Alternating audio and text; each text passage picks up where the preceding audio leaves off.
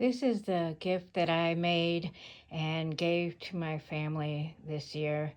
A lot of years I try to make things, but this really is the thing that has made the most impact because A Cup of Christmas Tea is a book that my father would read on Christmas Eve since the first year that it was published, which was 1982, until he died. His last Christmas was 1999.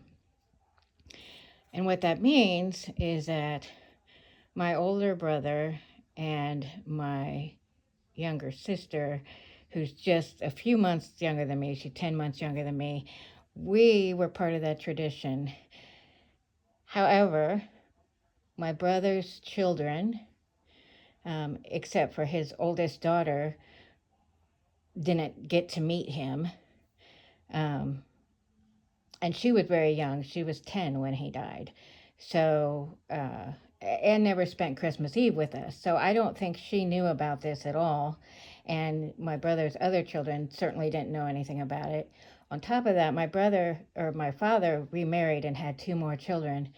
So his daughter by that wife was 5 when he died.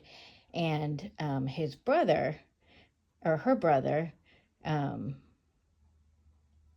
who was 14 months when my dad died. So, I mean, he doesn't remember my dad at all.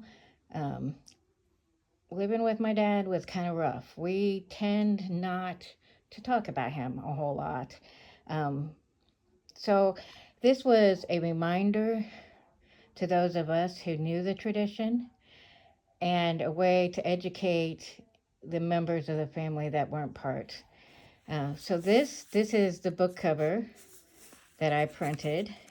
These aren't, done really, really well. I don't have a perfect skill, but when you open it up, I wrote here, we are all Harbridges in one way or another, some of us by blood, others by marriage, and a few of us through adoption, official or otherwise.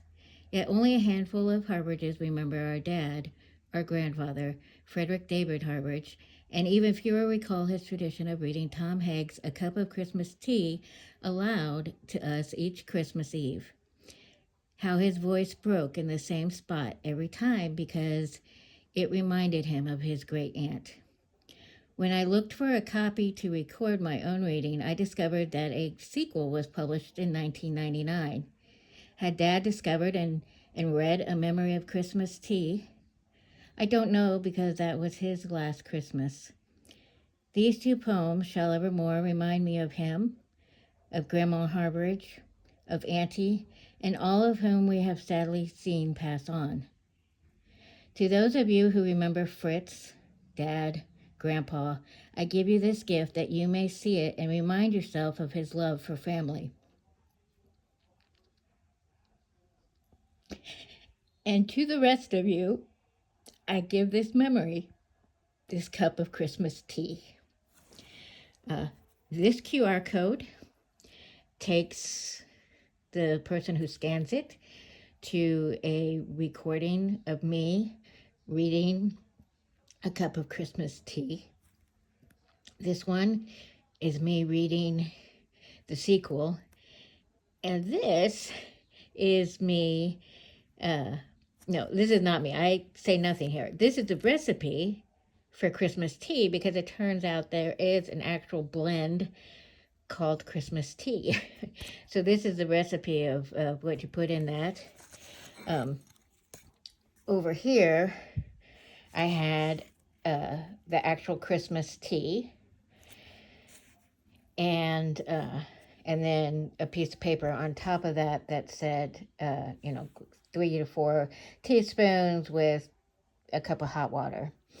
Then I wrapped it in tissue paper and taped this to it. And this just came from the Dollar Tree. I was going to use them myself, to be honest. And then I was like, ooh, that'd make a really great ornament, because that's one of the things I like to try and make is a family ornament. So, I mean, this could be hung on a Christmas tree. And then the foam board in there is to make it so it's actually, more like a book. So that's the back of it, and the spine. So, when I gave this present, there wasn't a whole lot of oohing and eyeing, but one by one, each person that I made one of these for has said to me how special it was to them. And my brother's wife, who was sick and couldn't be with us, when she saw it, her reaction was, well, she's going to have a hard time topping that next year, which had already crossed my mind. I didn't realize what I was doing this, what it would mean, and what exactly I was creating. So anyway, that is what I made this year.